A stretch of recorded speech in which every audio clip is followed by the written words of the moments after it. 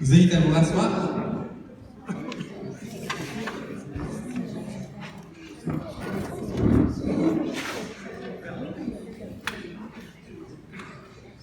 Oui, on remercie Camille et Myriam qui gardent les enfants.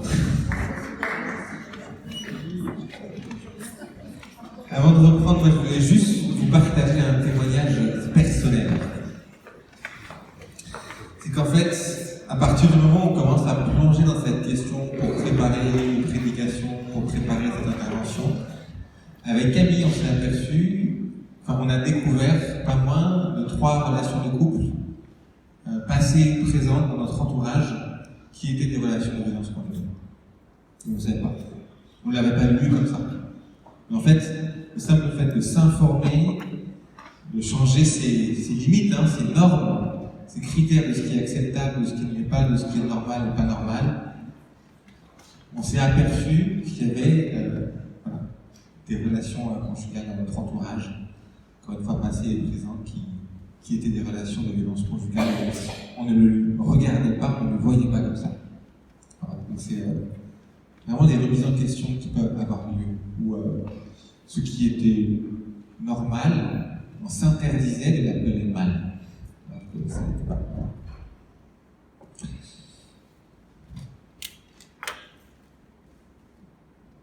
Pourquoi se lever? Vous savez que je suis debout en fait. Je m'assois quand même. Et dans les qualités. Pourquoi se lever? J'espère que la prédication de ce matin a déjà fourni une bonne partie des réponses à ces questions. Et voilà, je crois tout simplement pour ne mettre en valeur que 3 points, que nous sommes appelés à porter les fardeaux les uns des autres, à ne pas nous laisser sur le bord du chemin. Je pense à ce texte de Jacques qui cite, voilà, où Jacques dit, si tu vois un pauvre qui n'a pas de quoi se réchauffer, qui part de ton église et qui rentre chez lui, tu vas lui dire quoi? Bon courage et réchauffe-toi, sans chercher à pourvoir à ce dont il a besoin. Aurons-nous la même attitude vis-à-vis d'une victime de violence conjugale? Quand j'étais à la faculté de théologie en train de me former, un pasteur m'a raconté cette histoire à Marseille, où dans leur église, il y avait une femme qui tombait un peu trop régulièrement dans les escaliers, qui venait à l'église le dimanche. Et un jour, à la fin d'un culte, il s'approche d'elle. Ils n'ont jamais évoqué le sujet d'une manière ou d'une autre. Et il lui dit simplement est-ce que ça vous intéresserait qu'on vous aide à déménager? Comme ça, de but en blanc. Elle a réfléchi très vite et elle a dit oui, je vous recontacte. Et 1 ou 2 dimanches après, ils ont organisé, ils ont pris rendez-vous pour un soir, à 20h, quelque chose comme ça. Il y a eu un raid avec une bonne partie des fidèles de l'église qui ont débarqué chez elle à 20h et qui ont embarqué ses affaires et qui ont déménagé 2 arrondissements à côté. C'est tout. Et après, elle a démarré sa vie. Ils ne savent pas trop ce qu'elle est devenue, mais voilà. Et ça l'a vraiment libérée. Ça l'a vraiment sauvée, peut-être, elle et ses enfants. Voilà. Par rapport à ça, il y a une deuxième grande question, en fait, de résistance qu'on trouvera dans l'Église. C'est la fameuse question du divorce. Dans quelle mesure, en fait, oui, certes, la violence conjugale est une transgression, mais le divorce en serait une autre. Oui, peut-être. En tout cas, comme je l'ai dit à la prédication, je pense que la violence conjugale est déjà une rupture d'alliance, au même titre que l'adultère serait une rupture d'alliance qui légitime, en fait, qui dégage le conjoint victime de sa fidélité à l'autre. On pourrait en reparler, donc je pourrais travailler à argumenter ça bibliquement, Bible en main devant vous. Ça nous prendrait un peu trop de temps. Je ne le ferai pas. En revanche, si vous avez besoin d'en discuter avec moi, on passe un coup de fil, on trouve un rendez-vous, et puis on peut aller plus loin sur cette question qui je sais, est parfois remuante pour nous. D'autre part, comme je l'ai détaillé avec la prédication sur David qui fuyait la violence de Saül, je crois clairement que l'Église doit encourager une victime de violence conjugale, et pas uniquement de violence physique. Je vous l'assure, j'ai accompagné une jeune femme qui m'a raconté comment, au bout de plusieurs années de mariage, en fait, elle s'était décidée résolument à se suicider. Et il n'y avait aucune violence physique. Aucune violence physique. C'était que du psychologique. Que de la destruction psychologique. Et nous n'aurons pas, là aussi, de manière récurrente, sur les femmes que j'ai pu accompagner qui ont été victimes de violences psychologiques, leur corps se détruit. Elles déclenchent toutes des maladies psychosomatiques. Non, pardon, pas des maladies psychosomatiques, des maladies auto-immunes. Des maladies où le corps se retourne contre lui-même. C'est ahurissant. C'est dire que cette violence psychologique, verbale, morale, finit quelque part par atteindre le corps, qui n'est pas roué du cou peut-être. Mais... Donc voilà, par rapport à ces choses-là, il ne faut pas...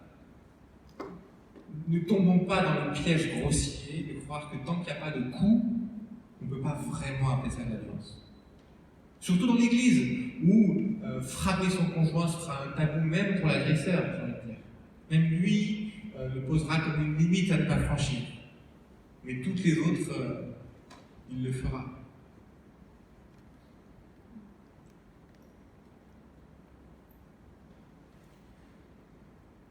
Donc je verrais bien la vocation de l'Église à être, donc d'abord, se poser comme un allié de la victime, encourager à fuir la violence, à regarder sa vie comme précieuse, sa vie et celle des enfants s'il y en a, comme précieuse, et à trouver auprès de l'Église un allié qui va pourvoir à ses besoins, qui va chercher, l'aider dans ses démarches de réinstallation pour être à l'abri, et qui se posera comme un rempart entre le mari agresseur, ou si c'est l'épouse, le rare, ça peut arriver, et la victime.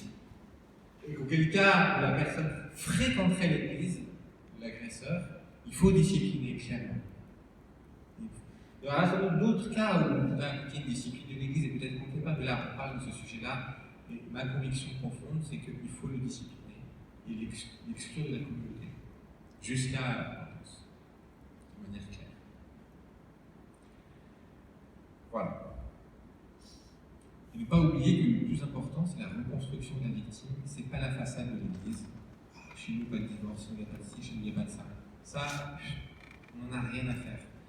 Notre vraie vitrine, ce qui révèle réellement le royaume, c'est le souci que nous aurons des pauvres, des faibles, des vulnérables, et le soin, le souci de toute l'amour et la compassion que nous dégagerons à nos égards. Je m'arrête là, parce que sinon je ne m'arrête plus. Je repasse la parole à Céline. Ok, alors attendez. Là, on va rentrer dans tout ce qui est assez pratique, en fait.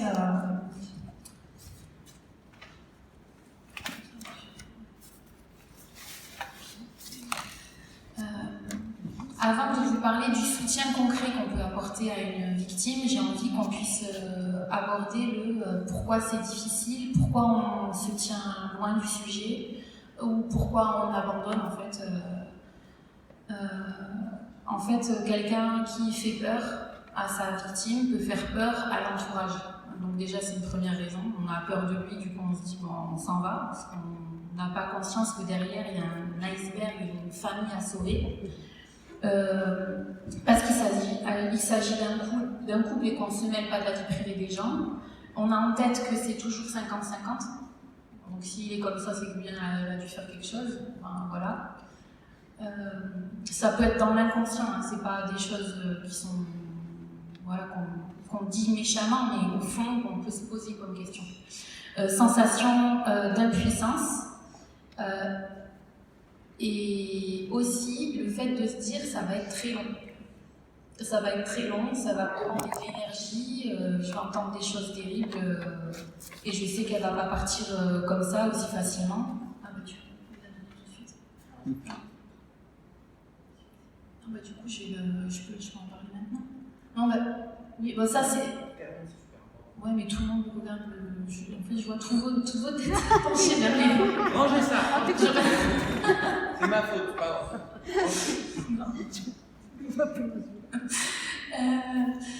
Voilà, la sensation qu'elle cherche l'écho et qu'elle aime ça. Bon, le fait qu'on emprunte, quand on accompagne quelqu'un comme ça, un chemin d'acceptation. On n'est pas tout puissant sur elle, que c'est pas nous qui faisons les choses. Et ça, je peux le relier au fait, quand on est chrétien, de la foi qui grandit, de celui qui est l'accompagnateur. Enfin, il y a une dimension de foi qu'on va développer, de patience et d'accompagnement qui est magnifique en fait.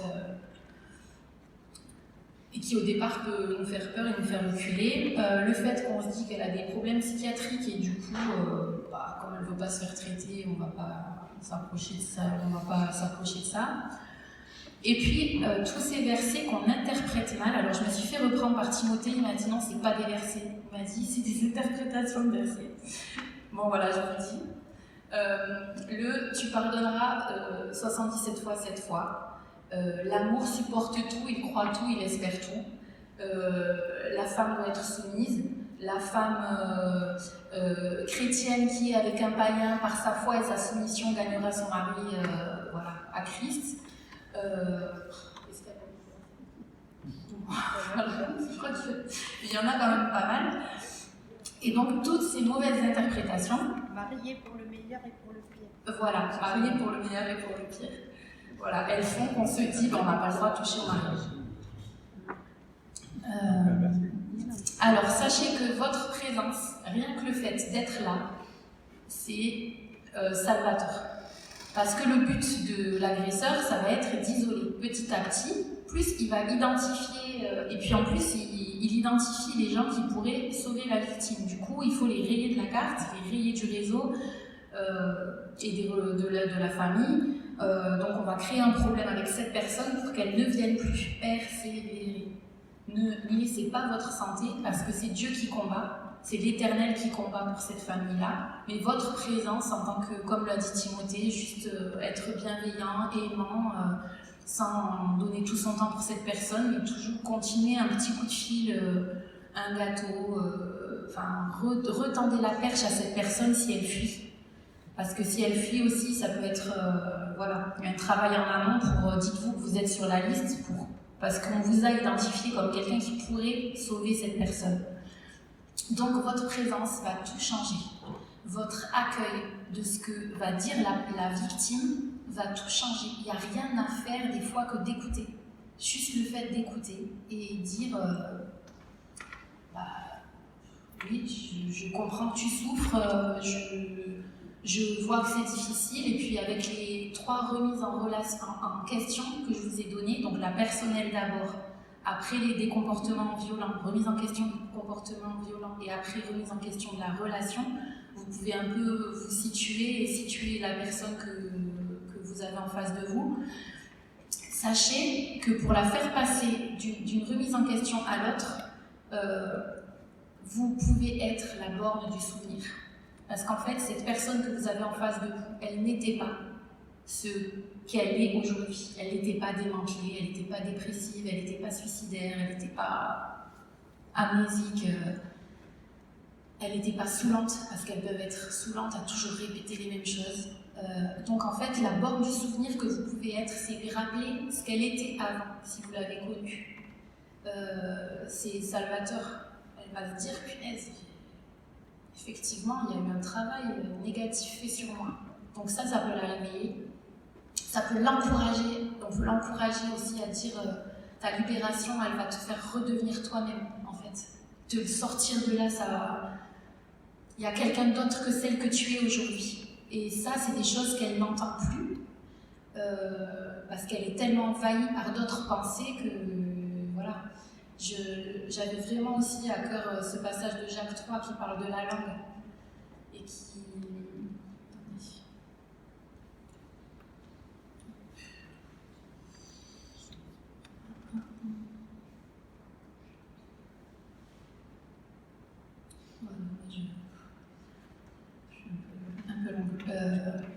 la langue, elle est très puissante en fait. Donc, comme Jacques 3, ouais, Timothée, si tu peux venir au secours.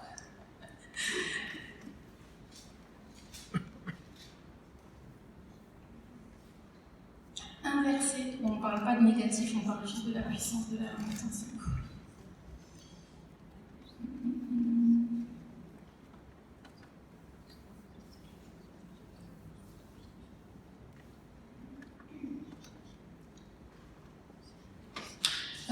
Voilà, bon. Par elle, nous bénissons le Seigneur, par elle, nous maudissons les hommes. Bon, en fait, Jacques, il est très clair sur le fait qu'elle est puissante. Attends, c'est le gouvernail, il est où ? Ah oui. Voyez encore les navires, si grands qu'ils soient et poussés par des vents impétueux, ils sont dirigés par un très petit gouvernail au gré du pilote. De même, la langue est un petit membre, mais elle a de grandes prétentions. Elle a des prétentions qui peuvent être négatives et destructrices, mais elle a des prétentions qui peuvent être créatrices et bénissantes et vivifiantes. Donc en fait, le fait d'être là, d'accueillir et de se dire que vous, parce que vous allez dire avec vos mots ces belles choses que vous allez renvoyer à cette personne sur elle-même, ça va avoir une puissance. Et c'est une puissance qui est donnée à la langue. Et qui va contrebalancer toutes les insultes et tout ce qu'elle a pu intégrer dans son inconscient et dans même tout son corps avec toutes ces années de violence. Une borne du souvenir aussi, qui va réveiller la personne, ça va être rappelle-toi de cet événement-là. Tu m'as raconté quelque chose qui était semblable à ce que tu es en train de vivre. Donc en fait, elle va se rendre compte petit à petit, si elle n'est pas encore là, vous pouvez l'aider à réaliser les violences. Que c'est pas elle la responsable, voilà. Donc rappelle-toi de ce que tu m'as déjà raconté. Tu te rappelles de cet événement-là ? Voilà. Une autre phrase, c'est est-ce que tu te... Ah oui, qu'est-ce que tu me dirais si je vivais la scène que tu es en train de vivre ? Si je te la racontais, tu me dirais quoi ? Et souvent, comme elle est altruiste, elle va se rendre compte qu'elle a une différence de traitement entre les autres et elle-même. Et ça, c'est pas acceptable, parce que c'est une personne qui mérite le respect comme tout le monde. Voilà, valoriser par les mots, aider une victime à reconquérir son pouvoir sur elle-même, ça va être vraiment mental en fait. Parce que les coups, les mauvaises paroles et le pouvoir qu'elle a sur elle, ça va passer par atteindre un mieux-être dans ses 4 composantes, psychique, physique, spirituelle et émotionnelle. N'hésitez pas à prier avec elle, à prier pour remettre à Dieu les problèmes qu'elle vous donne, sachant que vous-même, votre vie de prière, ça va être aussi tourné vers le Seigneur. Tu t'occupes de cette personne, moi je ne peux pas, je ne sais pas, c'est toi qui combats. Là on ne s'attaque pas à un petit problème de couple, c'est trop important, c'est vraiment l'Éternel qui combat. Ça peut être quelque chose qu'on garde en tête aussi, de se dire il est le Dieu qui libère, je ne suis pas celle qui libère le peuple. Moïse, quand il est allé libérer le peuple d'Israël de l'esclavage, il n'est pas allé en son nom et il a été patient aussi. L'histoire de Moïse, elle est belle. Dans les 10 plaies, enfin, il y en a eu plein d'étapes à passer. Et voilà, n'abandonnez pas, soyez indulgents avec elle, avec vous-même aussi. Attendez, contrebalancer. Lui répéter qu'elle n'est pas folle, ça va avec la borne du souvenir. Et puis avec tout ce qu'on est en train de voir avec Timothée sur le mariage aussi, lui rappeler que c'est pas ce que Dieu attend du mariage. Ça, c'est des choses que moi-même je dois encore intégrer en fait, tout ce qu'il a dit. J'aurai un peu de mal à vous retranscrire tout de suite, mais bon, vous l'avez entendu comme moi, donc je vous renvoie à l'audio du culte si vous en avez besoin. Voilà, n'abandonnez pas celle qui s'en va.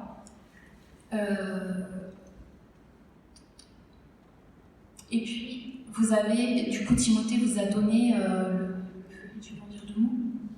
C'est un violentomètre, en fait, avec des faits. Je vais laisser Nathalie dire 2 mots. Ça, c'est un petit outil de dépistage, en fait, qui peut nous aider à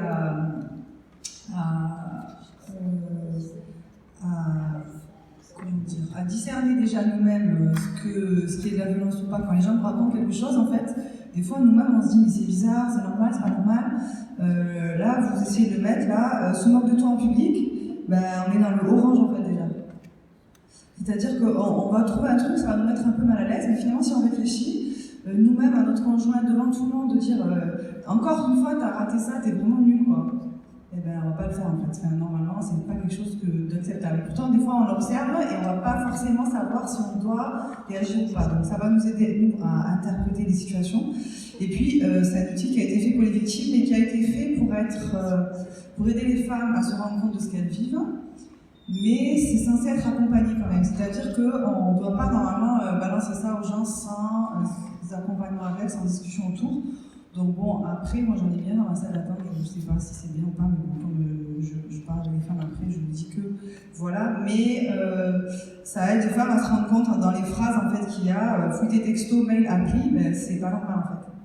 C'est quelque chose qui fait partie d'un démarrage de violence, on va dire, et puis après évidemment il y a les choses plus graves, plus dangereuses, plus on descend, plus c'est dangereux, et plus on se rend compte que ça a été identifié par d'autres personnes comme étant quelque chose qui te met en danger. Et donc, c'est important de pouvoir le graduer. Ça peut aider dans le passage de la remise en question personnelle à la remise en question de la relation. Où là, elle va avoir, comme je vous disais tout à l'heure, elle va avoir besoin d'informations sur la violence. Vous pouvez lui passer ça pour qu'elle-même se situe en fonction de choses qu'elle vous raconterait peut-être même pas.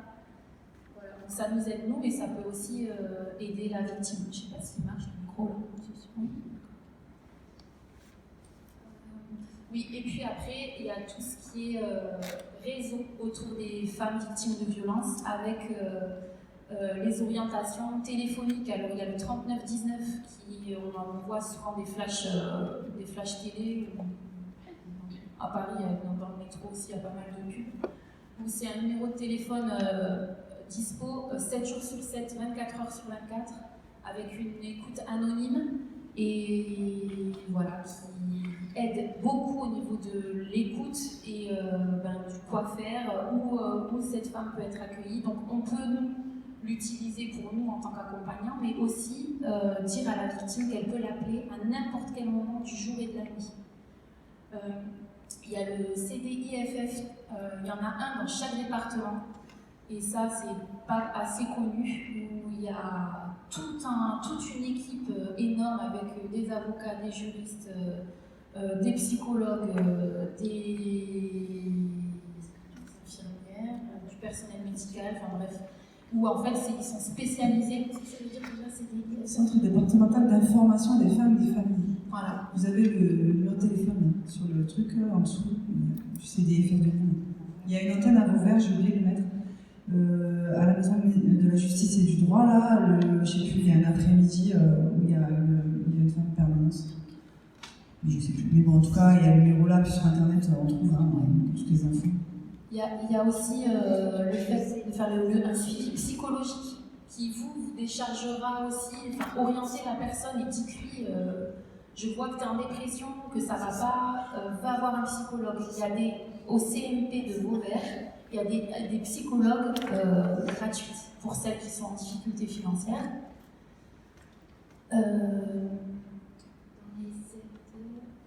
Oui, alors pour celles qui ont des idées suicidaires, comme je vous disais, elles ne sont pas nées suicidaires et mélancoliques et dépressives. Et ces idées suicidaires, c'est assez difficile, mais elles peuvent être entendues et accueillies. Et il y a des numéros de téléphone, et c'est dommage parce que je l'ai donné un peu trop tard à mettre. Ouais, en fait, il faudrait. Ça s'appelle Suicide Écoute. Et c'est un numéro spécialisé dans l'écoute des personnes qui ont tendance à vouloir se suicider, enfin qui ont des idées suicidaires.